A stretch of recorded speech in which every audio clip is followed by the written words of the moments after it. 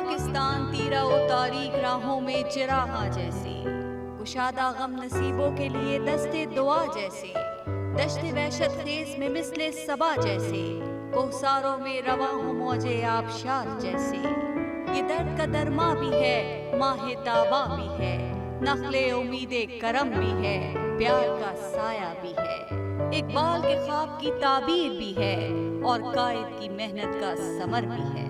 अस्सलाम वालेकुम, मैं हूँ पारस खुर्शीद। आप सबको जश्न आज़ादी मुबारक। आज पाकिस्तान के क़याम को 65 साल हो गए हैं। अगर पीछे पलट कर देखें तो धुंध में डूबे मंजरों की एक लंबी कतार है।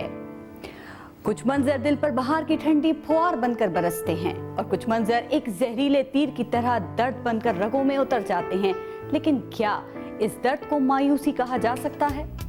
60% जो है वो पाकिस्तानी कौम जो है वो जवानों पर मुश्तमिल है। ये पढ़ लिख रहे हैं, ये मीडिया से सीख रहे हैं, इनमें एक उम्मीद है। जवान जो है, नौजवान जो है वो इनकलाबी भी होता है, वो उसकी आंखों में ख्वाब होते हैं। पाकिस्तान का मुस्तकबिल जिस तरीके से मैं हालात देख रही हूँ तो मायूस तो मैं हूँ और हर कोई मायूस है इस वक्त। मुस्तकबिल से तो कभी भी कोई मायूस नहीं होता और होना भी नहीं चाहिए, क्योंकि ये वो चीज़ है जिसके बारे में हमें पता ही नहीं है। हमें मालूम होता है माजी के बारे में, हम जानते हैं अपना हाल, और मुस्तकबिल तो हमसे अभी पोशीदा है। और हमारा मसला भी ये है कि जो चीज़ मफ़क़ूद होती है हम उसकी बहुत ज़्यादा फ़िक्र करते हैं, जो चीज़ मौजूद होती है उसकी हम फ़िक्र नहीं करते हैं। तो मेरा ख़्याल है कि मौजूदा चीज़ पर ज़्यादा एम्फसाइज़ करना चाहिए और मुस्तकबिल के बारे में पुरइत्मीनान रहना चाहिए, क्योंकि जो चीज़ अभी आई नहीं है उसकी फ़िक्र करने की कोई ज़रूरत नहीं है। पाकिस्तान के मुस्तकबिल से मायूस होने का मतलब ये है कि हम जो कुछ खराबियां हैं उनके आगे हथियार डाल दें। दर्द ज़रूरी है, लेकिन ये दर्द मायूसी नहीं है, हो भी नहीं सकता, क्योंकि इस तरह का दर्द आगे बढ़ने के जज्बे को तहरीक देता है। लेकिन इसके लिए अपने माजी को भूलकर, अपने हाल को देखकर, मायूसियों को छोड़कर सिर्फ और सिर्फ पाकिस्तान को उम्मीदों का मरकज बनाया जाए।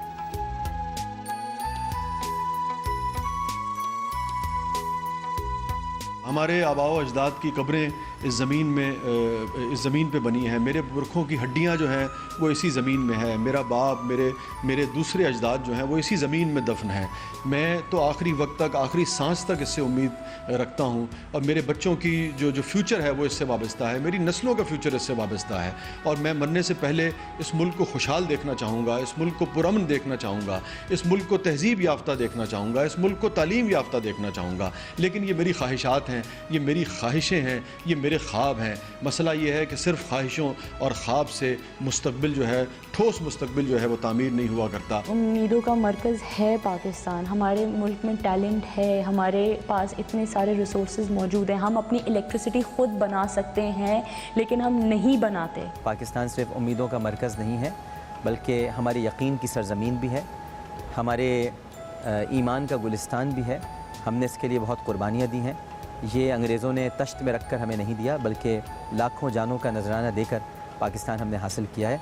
हर एक की उम्मीद का मरकज़ है, बस इस उम्मीद को कायम रखना है, इसको दायम रखना है। और इसके लिए बहुत ज़्यादा ज़रूरी है कि हम एक दूसरे की टोह में लगने के बजाय या तजस्सुस में मुब्तला होने के बजाय बहैसियत कौम और एक यकजा होकर पाकिस्तान की खुशहाली, सलामती और वक़ार के लिए जद्दोजहद करें।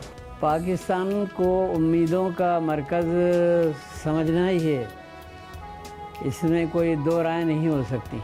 ये ठीक है कि आज हम दहशतगर्दी, लाकानूनियत, माशरती नाइंसाफ़ी का शिकार हैं, लेकिन मायूसी के इन अंधेरों में भी सरजमीन पाकिस्तान में ऐसी मिसालें भी हैं कि जूते खरीदने के पैसे भी ना हों और कोई हाशिम खान, रोशन खान स्कॉश के मैदान में झंडा गाड़ दे, जहां 80% खवातीन महरम की इजाजत के बगैर घर से कदम भी ना निकाल सकें और कोई निमरा सलीम एंटार्क्टिका पर कदम रख दे, जहां 95% रेप मुतासरीन मजलूमियत की चादर में मुंह छुपाए फिरें और कोई मुख्तारा माई सर उठाकर खड़ी हो जाए, जहां जिम्नेजियम जाने के लिए बस का किराया ना हो और कोई नसीम हमीद जुनूबी एशिया की तेज रफ्तार तरीन लड़की करार पा जाए, जहां मुल्क के 38% बच्चे पहली जमात भी मुकम्मल न कर सकें और कोई अली मोइन नवाजिश, कोई इब्राहिम शाहिद ए लेवल लेने का आलमी रिकॉर्ड कायम कर दे, जहां साइंसी तहकीक के लिए वसाइल ना हो और कोई डॉक्टर अब्दुल कदीर मुल्क को एटमी ताकत बना दे,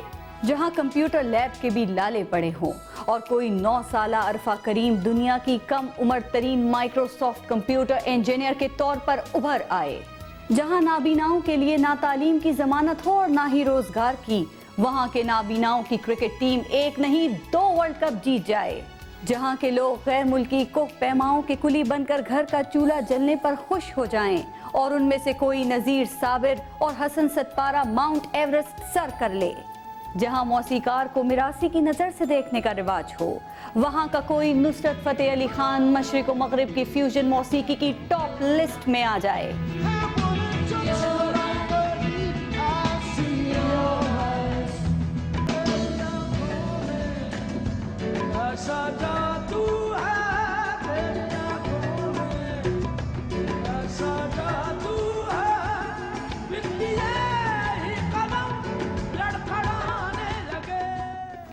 जहां रोना मामूल की बात समझी जाए और मुस्कुराना खतरे से खाली ना हो, वहां कोई शर्मीन उबैद चुनाए सेविंग फेस के साथ ऑस्कर के स्टेज पर आ जाए, तो फिर क्यों ना इस पाकिस्तान पर फख्र किया जाए।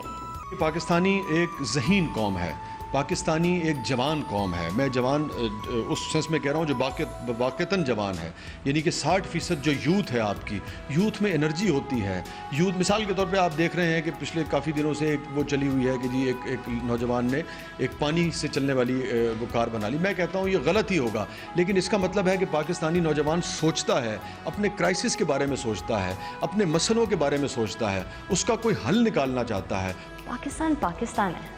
बाहर मतलब आप कंपेयर करते हो तो आपको अपना मुल्क सबसे बेहतर लगता है, सबसे अच्छा, चाहे जितनी भी खामियां हमारे मुल्क में है ना, वो सारी दरगुजर करने को इंसान तैयार होता है जब पाकिस्तान की बात आती है, क्योंकि हमें पता है, हम एज इंडिविजुअल्स हम सबको पता है कि हमें कितनी मुश्किलों से ये मुल्क मिला है। इस लिहाज से बेहतर है कि यहाँ पर वो सब कुछ होता है जो कहीं और नहीं होता।